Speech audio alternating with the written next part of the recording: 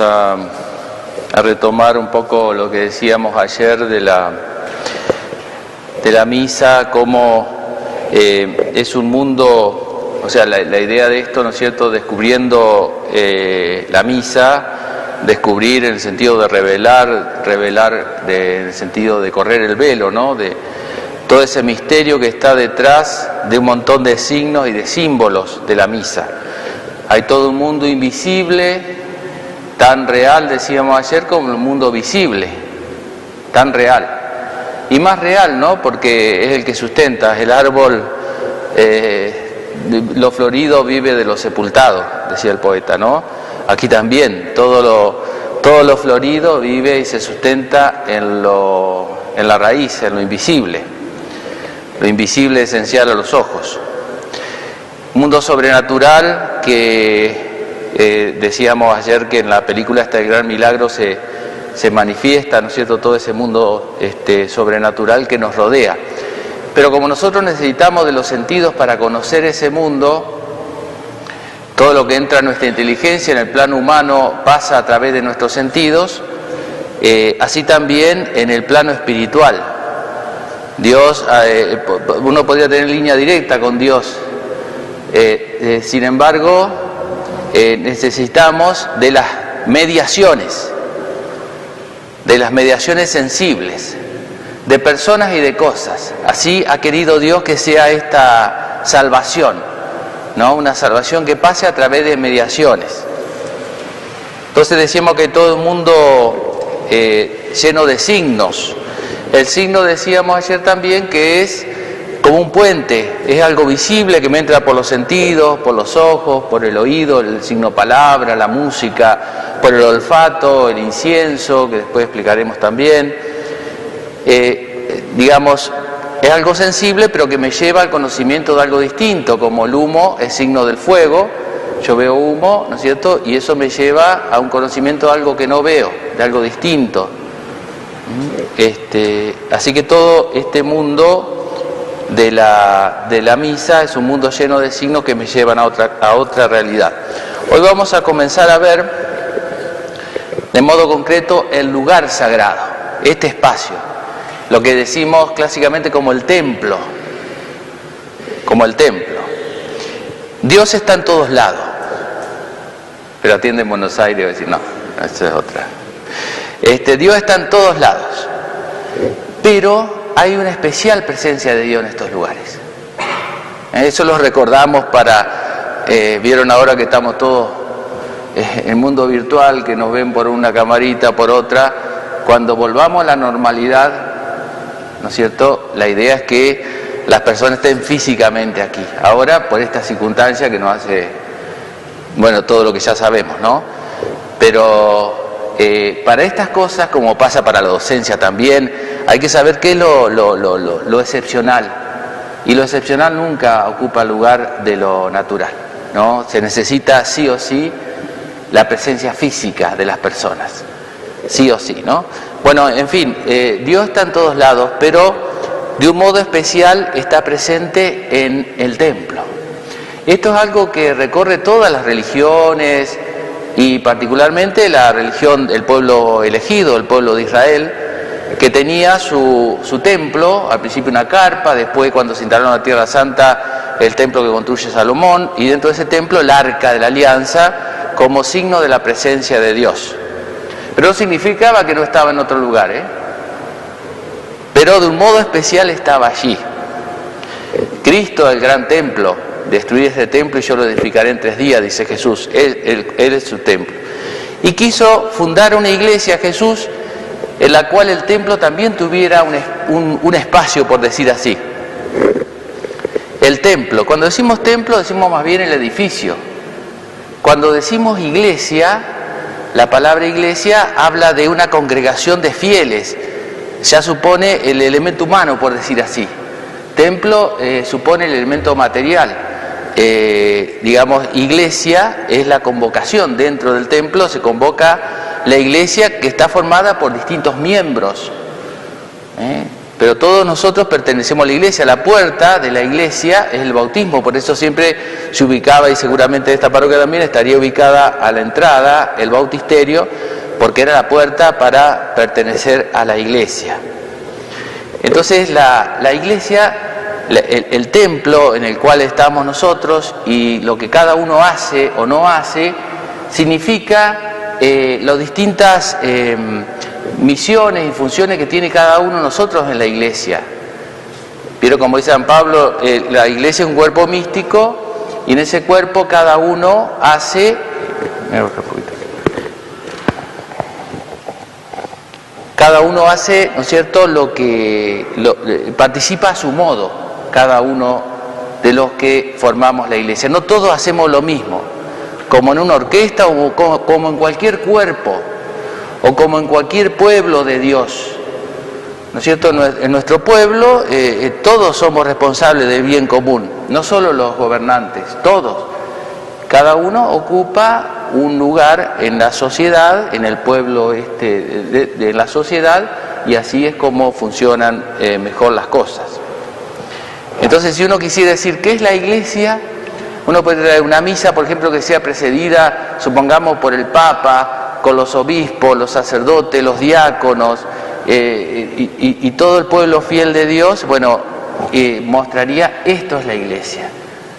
No son solo los fieles, no son solo los consagrados, todos formamos parte de la iglesia, como todos estamos dentro de este recinto sagrado.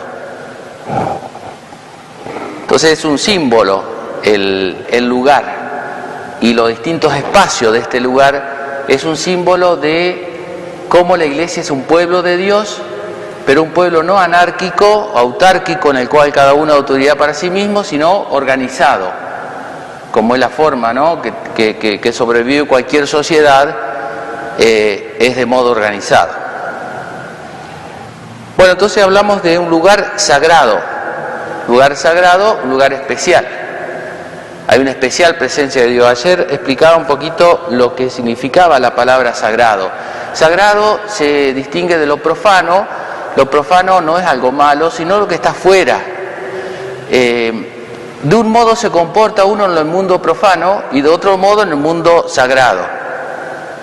Pero no porque sea uno tenga que... No me refiero a la moral, porque eso ya sería distinto, ¿no? Sino... con lo mismo pasa, ¿no? De un modo uno se comporta o se viste de un modo en la casa de uno y otro cuando va a una fiesta, y uno es el mismo sujeto, sin embargo que según el lugar.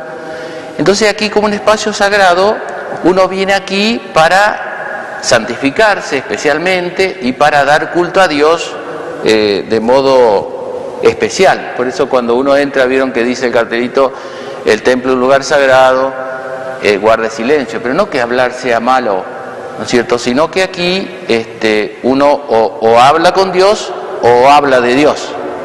Y para otras cosas, estoy todavía nuevo con los barbijos, para las otras cosas está el atrio.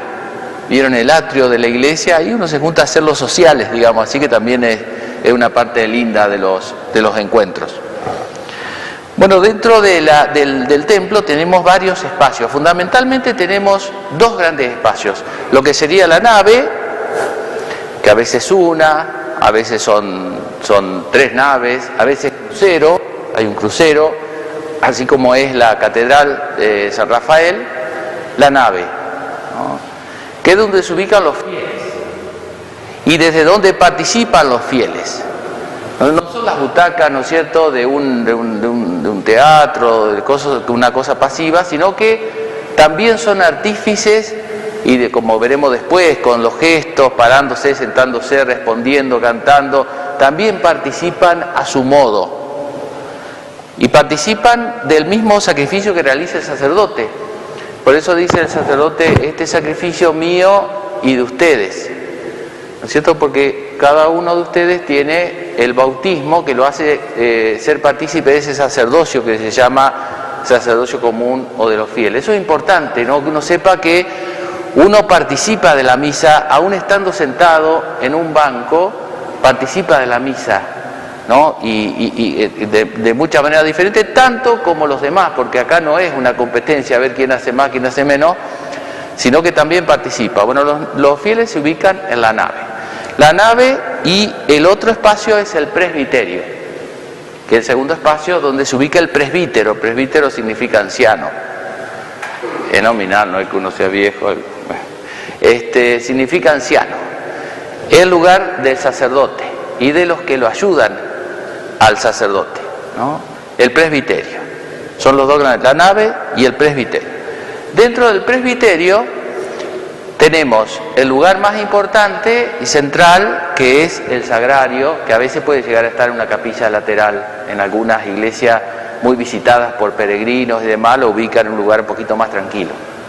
Pero el sagrario que está allí, que es el que iluminado por las lámparas, que significa que, bueno, ahí está Jesús, está la Eucaristía como sacramento. La Eucaristía como sacramento, la presencia de Jesús allí, como sabemos, en el sagrario. Cuando digamos, la iglesia está, no hay una celebración de la misa, lo más importante es el sagrario, ¿no? en la iglesia. Es la presencia así especial de Jesús, como decíamos, como sacramento. En segundo lugar está el altar.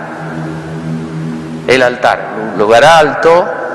Este altar ha sido consagrado, ¿no es cierto? Hay altares que no, de algunas iglesias que no. Este está consagrado de modo especial. El altar. Aquí simboliza el altar. En el altar se desarrolla la Eucaristía como acción, como sacrificio, como la misa. Allá está la Eucaristía como sacramento. Y aquí es la Eucaristía como sacrificio, como acción. Entonces, durante la misa, sin oponer, ¿no? sin oponer, pero es más importante el altar que el sagrario. Ustedes van a ver que el sacerdote, si yo no estoy en misa y paso de aquí para allá, yo hago la genuflexión, ¿no? No quiero ir allá adelante. En cambio, si estoy en misa y paso de aquí para allá, yo hago la reverencia al altar o el sacerdote, porque es más importante el altar en ese momento de esa acción, ¿no? Para la celebración puntualmente de la misa. Bueno, el altar simboliza a Cristo, por eso lo ideal es que esté hecho de piedra, con Cristo la piedra. Es una mesa de donde nosotros vamos a comer la Eucaristía, pero también simboliza como el ara de la cruz, como el lugar de la cruz de Jesús. Fíjense que está adornado, está pintado, digamos así, con el Cordero, que es figura de Cristo, el Cordero, Cristo el Cordero, que fue sacrificado. Es un Cordero triunfante, que tiene la bandera del triunfo, porque ha resucitado. Aquí vamos a recordar entonces que Jesús, y revivir, que Jesús murió, pues se sacrificó, murió y resucitó, el misterio pascual, esas tres cosas, ¿no? No solo que está resucitado, sino que murió, y no solo que murió, sino también que resucitó. Y de Jesús, que es simbolizado en este Cordero, nacen los 7 sacramentos simbolizados en esas 7 cruces que están allí debajo, ¿no? Los 7 sacramentos de la... Bueno, después sigue el ambón,